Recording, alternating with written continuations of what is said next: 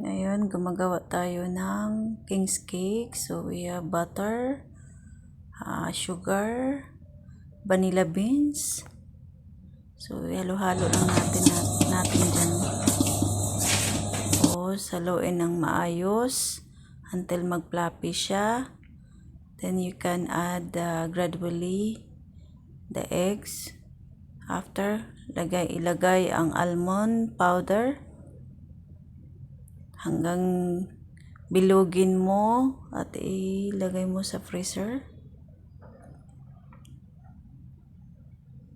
Bilog ng bilog lang, huwag mapagod magbilog hanggang ipunuin ang baking tray. Tapos once na mag-set na siya sa freezer, mag-prepare ka ng dough nito, pa-pastry. Magawa kayo ng scratch na pa-pastry.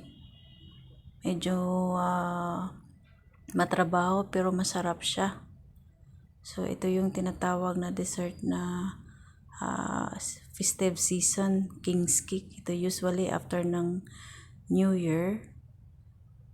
Ito yung ginagawa.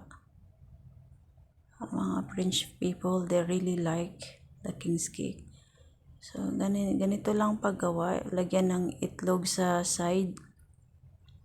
I-wash para dumikit yung isang pares na dough.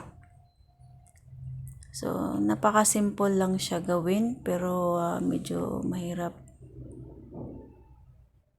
Simple daw pero medyo mahirap. So up to you guys kung marunong kayong maglagay ng design. You can put as you want. So yan, simple lang po yan.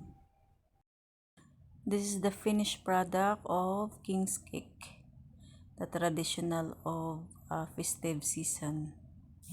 Maraming salamat po. Thank you for watching.